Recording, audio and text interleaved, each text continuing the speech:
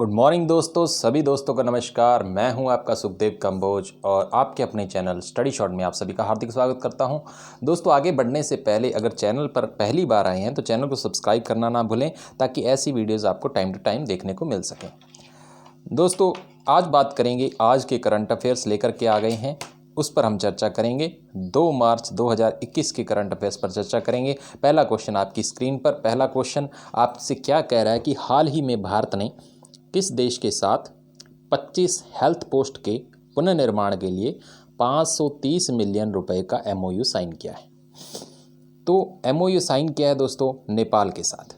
तो ये आपको पता होना चाहिए कि नेपाल के साथ इतनी, एक्चुअल में ये 530 मिलियन रुपए जो है वो नेपाली रुपए हैं और इंडिया के अंदर अगर इसको कन्वर्ट करें तो 33 करोड़ रुपए बनते हैं। तो 33 करोड़ का एक एमओयू साइन किया है।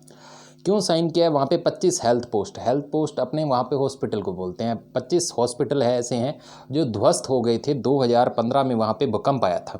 2015 में वहाँ पे अर्थक्वेक आया था नेपाल में, आप सभी को पता होगा। उसकी वजह से ये 25 के 25 क्या हो गए थे, ध्वस्त हो गए थे, टूट फूट गए थे। उसके पुनर्निर्माण के लिए भारत उनको क्या कर रहा है, सहायता कर रहा है 33 करोड़ रुपए से। तो इसमें कुछ असिस्ट कर रहे हैं, हमारे एक संस्था असिस्ट कर रही है और उसको हेल्प कर रही है, सीबीआरआई रुड़की। इसके बारे में आपको ज़रूर पता होना चाहिए दोस्तों। सीबीआरआई एक ऐसी संस्था है, इसकी पूरा नाम पहले जान लेते हैं, central building research institute. CBRI Roorkee के अंदर है ये टेक्निकल असिस्ट करेगा उस हॉस्पिटल के पुनर्निर्माण के लिए। ये एक ऐसी संस्था है जो अर्थक्वेक से या नेचुरल डिजास्टर से जो भी बिल्डिंग जो ध्वस्त हो जाती हैं यानी ख़त्म हो जाती हैं, उनके पुनर्निर्माण के लिए ये स्पेशलिस्ट है। तो सीबीआरआई क्या करेगा, उनको असिस्ट करेगा। ये एक संस्था भारत से, और भारत रुपया भी दे रहा है। नेपाल के बारे में आपको पता है कि 17 साल के अंदर पिछले 17 प्रधानमंत्री बदल चुके हैं। वहाँ की गवर्नमेंट जो है स्टेबल नहीं है। फिलहाल वहाँ पे नया जो है संविधान लागू किया गया था और तब से पीएम बनाए गए हैं केपी शर्मा ओली जी। अभी फ़िलहाल पीएम कौन से हैं, नेपाल के पीएम कौन है, ये बहुत बार क्वेश्चन आपसे पूछा जाता है एग्ज़ाम्स के अंदर। केपी शर्मा ओली नाम है उनका, तो ये आपको ध्यान रखना है। वहाँ की राष्ट्रपति भी है विद्या देवी भंडारी, ये उनका नाम है, विद्या देवी भंडारी। वहाँ की राजधानी काठमांडू है, आपको पता होगा। इतनी सारी बातें इस क्वेश्चन के साथ जुड़ी हुई हैं। अब बात करेंगे अगले क्वेश्चन की तरफ। अगला क्वेश्चन आपके लिए क्या लेकर के आ रहा है। हाल ही में 16वें फिक्की उच्च शिक्षा सम्मेलन 2021 का उद्घाटन किसके द्वारा किया गया है?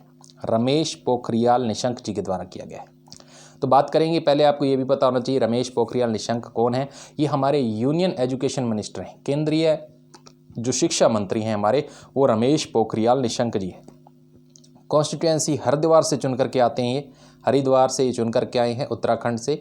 और रमेश पोखरियाल निशंक क्या है, हमारे यूनियन एजुकेशन मिनिस्टर हैं। तो ये आपको भी पता होना चाहिए कि जितनी भी हमारी एजुकेशन से संबंधित जितनी भी चीज़ें हैं यही करते हैं। अब इन्होंने फिक्की उच्च शिक्षा सम्मेलन का क्या किया है, उद्घाटन किया है। फिक्की आपको पता होगा, फिक्की से जुड़े हुए बहुत सारे क्वेश्चन आते हैं। ये एक स्टैटिक जीके है एक तरह का, जो अब हम डिस्कस कर रहे हैं। ये ऑल टाइम आपको मतलब हर एग्जाम में कहीं ना कहीं इसके क्वेश्चन मिलते रहेंगे। फिक्की होता है दोस्तों federation of Indian chambers of commerce and industry.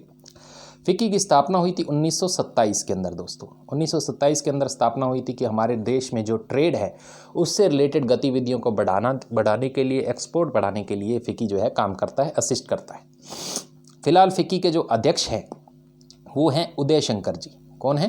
Uday Shankar ji क्या है, वहाँ फिक्की के अध्यक्ष हैं और हेडक्वार्टर आपको पता है नई दिल्ली के अंदर है।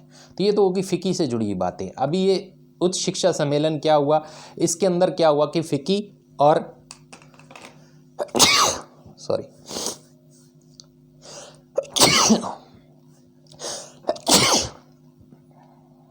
लगता है सर्दी हो गई है। फिक्की और जो हमारे केंद्रीय शिक्षा मंत्रालय है, इन्होंने मिलकर के एक अभियान चलाया है, उच्च शिक्षा सम्मेलन वहाँ पे किया है। उनमें ये डिस्कस किया गया है कि अभी जो नई शिक्षा नीति आई है उसकी ज़रूरत क्या है, उसकी क्यों ज़रूरत है, जल्दी से जल्दी लागू करना क्यों ज़रूरी है, ताकि इंटरनेशनल लेवल पर हमारा देश पीछे ना रह सके। ये सारी बातें डिस्कस हुई हैं इस शिक्षा सम्मेलन के अंदर। अब बढ़ेंगे अगले क्वेश्चन की तरफ। अगला क्वेश्चन आपकी स्क्रीन पर क्या लेकर के आ रहा है, उस पर चर्चा कर लेते हैं। अगले क्वेश्चन पे डिस्कस करते हैं। अगला क्वेश्चन आ रहा है आपकी स्क्रीन पर कि हाल ही में आरबीआई द्वारा किस बैंक को वाणिज्यिक बैंक की श्रेणी के अंदर रखा गया है? वाणिज्यिक बैंक की श्रेणी के अंदर रखा गया है। तो ये पहले भी एक क्वेश्चन आया था इसी तरीके का, यही क्वेश्चन घूम फिर के आ रहा है। क्वेश्चन काफ़ी इंपॉर्टेंट है। अगर आप बैंकिंग वगैरह एग्ज़ाम दे रहे हैं या आप कोई भी एग्ज़ाम दे रहे हैं, आने वाले दिनों में भी ये जो है क्वेश्चन आपके लिए इंपॉर्टेंट रहेगा। फिनो पेमेंट बैंक है। अब फिनो पेमेंट बैंक को आरबीआई ने वाणिज्यिक बैंक यानी कमर्शियल बैंक का दर्जा दे दिया है। अभी आरबीआई ने कैसे देता है? आरबीआई एक्ट एक बना हुआ है दोस्तों, आरबीआई एक्ट है 1934। उसकी दूसरी अनुसूची के अंदर कोई भी अगर बैंक शामिल हो जाता है तो वो एक वाणिज्यिक बैंक बन जाता है, कमर्शियल बैंक बन जाता है। तो आरबीआई एक्ट 1934 की दूसरी अनुसूची में फिनो पेमेंट बैंक को शामिल कर लिया गया, जिसके साथ ही अब एक कमर्शियल बैंक की तरह व्यवहार करने लगेगा। ये बात हो गई। अभी इसके अंदर खास बात क्या है? खास बात यह है कि फिनो पेमेंट बैंक एकमात्र एक ऐसा बैंक है जो अपने पहले ही दिन से, जब इसको लाइसेंस मिला था, 410 तो इसने ब्रांचें और 2500 इसके बैंकिंग पॉइंट जो थे, हल्ला मचा दिया था एकदम पूरे इंटरनेशनल मार्केट और नेशनल मार्केट के अंदर। 410 ब्रांच और 2500 बैंकिंग पॉइंट के साथ पहले दिन से शुरुआत की थी, यानी जब ये रजिस्टर हुआ था, जब इसको लाइसेंस मिला तो पहले दिन से। तो ये फिनो पेमेंट बैंक की खास बात है, तब से बहुत एक्सपोनेंशियल ग्रोथ के साथ ये आगे बढ़ा है। और इसके बाद 4 अप्रैल 2017 को ही तो ये क्या हुआ था, रजिस्टर हुआ था। 4 अप्रैल 2017 को इसकी स्टार्टिंग हुई थी और स्टार्टिंग बड़ी धमाकेदार हुई थी। फिलहाल जिसको एमडी और सीईओ हैं वो है ऋषि गुप्ता जी। ऋषि गुप्ता ने शुरू किया था। ऋषि गुप्ता इसके क्या हैं, एमडी और सीईओ है। तो ये आपको ध्यान रखना है, ऋषि गुप्ता। हेडक्वार्टर इसका नवी मुंबई के अंदर है, महाराष्ट्र के अंदर है। तो ये बातें हो गई फिनो पेमेंट बैंक से रिलेटेड। खास बात भी आपको बता दी है। और आरबीआई एक्ट के अंदर कैसे बैंक रजिस्टर होता है वैसे वो भी आपको बात बता दी है। अब बढ़ेंगे अगले क्वेश्चन की तरफ। अगला क्वेश्चन आपकी स्क्रीन पर, उस पर हम चर्चा करेंगे। बहुत हल्का फुल्का क्वेश्चन, लेकिन क्वेश्चन जो है आपका स्टैटिक जीके भी बन सकता है कि किस क्रिकेटर ने हाल ही में 37 वर्ष की आयु में संन्यास लेने की घोषणा की है।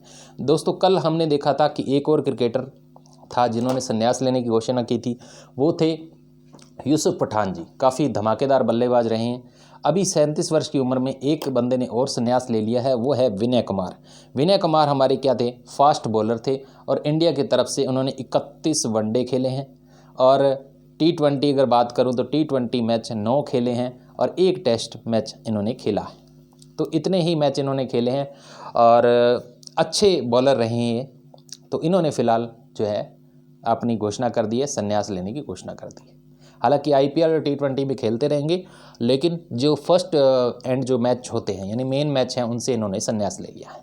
अब बढ़ेंगे अगले क्वेश्चन की तरफ। अगला क्वेश्चन आपकी स्क्रीन पर आपके लिए क्या लेकर के आ रहा है उस पर चर्चा कर लेते हैं। ये काफ़ी अच्छा स्टैटिक जीके आपके लिए हो सकता है। Advantage India the story of Indian tennis नामक पुस्तक किसने लिखी? अनिंद्या दत्ता। अनिंद्या दत्ता ने लिखी है ये। और इसमें खास बात क्या है कि अनिंद्या दत्ता पहले क्या थी, एक बैंकर थी। बैंकर से क्या बन गई, ऑथर बन गई, यानी एक बैंक कर्मचारी से ऑथर बनी। और उसके बाद इन्होंने ये बुक लिखी, advantage India the story of Indian tennis. इस बुक में खास बात ये है कि अभी तक की, जब से इंडिया के अंदर शुरुआत हुई है टेनिस की, तब से लेकर के प्रेजेंट तक की, यानी स्टार्टिंग से लेकर के प्रेजेंट तक की जितनी भी इसकी जर्नी है टेनिस में, जिसमें महिलाओं की भूमिका क्या है, पुरुषों की भूमिका क्या है और डबल्स में जो खेलते हैं टेनिस, उसकी पूरी की पूरी जर्नी को, एक एक तथ्य को इसके अंदर संजोया गया है और दर्ज किया गया है। इसलिए खास बुक हो जाती है और आने वाले टाइम में अच्छा क्वेश्चन आपके लिए साबित होगा दोस्तों। तो ये आपको ध्यान रखना है। अनिंद्या दत्ता द्वारा बुक ये लिखी गई the story of Indian tennis, advantage India नाम से। अब बात करेंगे अगले क्वेश्चन की तरफ। अगला क्वेश्चन आपके लिए क्या लेकर के आ रहा है उस पर हम चर्चा कर लेते हैं। ये भी एक आपका स्टैटिक जीके ही आप मान सकते हैं कि हाल ही में प्रोटीन दिवस मनाया गया है। ये प्रोटीन दिवस कब मनाया गया है? 27 फरवरी को मनाया गया दोस्तों। 27 फरवरी को एक दिन और मनाया गया था, आपको मैंने कल भी बताया था। कल हमने डिस्कस किया था कि NGO day, national NGO day भी मनाया जाता है 27 फरवरी को। अभी एक और डे आ गया है, राष्ट्रीय प्रोटीन दिवस। राष्ट्रीय प्रोटीन दिवस मनाया गया है। तो ये बातें थी, तो ये आपको थोड़ा इसके बारे में पता होना चाहिए। अभी राष्ट्रीय प्रोटीन दिवस है क्या, वो शुरू हुआ था 2014 में। ये 27 फरवरी 2020 के अंदर ये शुरू हुआ है। इसका पहला एडिशन 2020 के अंदर ही मनाया गया था और अभी इसका दूसरा एडिशन मनाया जा रहा है 2021 के अंदर, 27 फरवरी 2021 को ये मनाया गया। तो राष्ट्रीय प्रोटीन दिवस कब मनाया जाता है?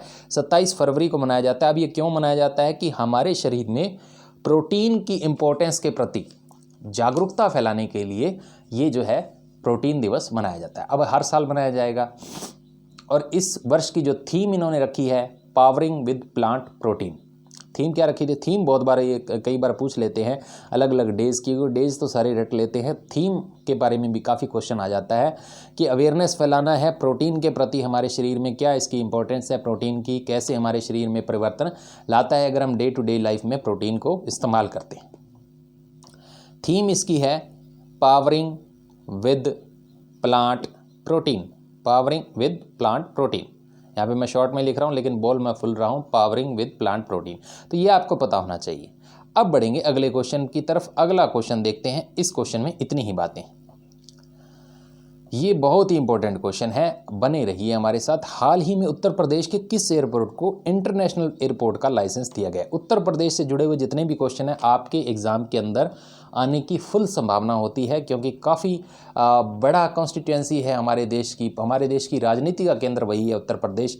तो वही डिसाइड करता है कि सरकार किसी बनेगी, क्योंकि विधानसभा की, लोकसभा की सीटें काफ़ी वहाँ पर हैं। तो खुशीनगर एयरपोर्ट को अभी इंटरनेशनल एयरपोर्ट का दर्जा दे दिया गया है और ये यूपी का ऐसा यूपी का अभी ये 3rd नंबर का इंटरनेशनल एयरपोर्ट हो गया। इससे पहले 2 एयरपोर्ट और थे जो इंटरनेशनल लेवल पे काम कर रहे थे। उन दोनों एयरपोर्ट के बारे में थोड़ा सा आपको बता देता हूँ। कभी आप यूपी जाएंगे फ्लाइट से तो आपको पता होना चाहिए। चौधरी चरण सिंह लखनऊ के अंदर ये इंटरनेशनल एयरपोर्ट है, चौधरी चरण सिंह इंटरनेशनल एयरपोर्ट इन लखनऊ। दूसरा है लाल बहादुर शास्त्री वाला जो एयरपोर्ट है ये वाराणसी के अंदर है। अभी तीसरा नंबर का हो गया खुशीनगर एयरपोर्ट, इसको भी लाइसेंस मिल गया है। तो ये बातें थी। अभी ये देश का 27वां एयरपोर्ट बन गया है जिसको ऐसा लाइसेंस मिला। देश का 87वां एयरपोर्ट ये बना है। इसके बाद अभी इनको ये चीज़ें लाइसेंस देता कौन है? एक ऐसी संस्था होती है हमारे देश के अंदर DGCA, इसके बारे में ज़रूर पता होना चाहिए आपको। DGCA इसका पूरा नाम है दोस्तों directorate general of civil aviation, directorate general of civil aviation, यानी विमानपत्तन वाला जो है, यानी विमानन इसका मुख्यालय जो है इसका, यानी ये एक संस्था है जो एयरपोर्ट्स को क्या करती है, लाइसेंस देती है, उनके लिए नियम बनाती है, ये सारी चीज़ें करती है। तो दोस्तों ये सारी चीज़ें थी आज के करंट अफेयर्स के बारे में। मेन करंट अफेयर्स हम उन्हीं क्वेश्चनों पे चर्चा करते हैं जो आपके एग्ज़ाम के लिए जो है काफ़ी इंपॉर्टेंट रखते हैं और आपके एग्ज़ाम के अंदर संभावित क्वेश्चन जो आने वाले हैं उसी पर हम चर्चा करते हैं। उम्मीद करता हूं अगर आपको ये अच्छे लगे होंगे क्वेश्चन, अगर अच्छे लगे हैं तो अपने दोस्तों के साथ शेयर करना, लाइक करना ना भूलें और चैनल पर पहली बार आए हैं तो सब्सक्राइब करना ना भूलें। धन्यवाद दोस्तों।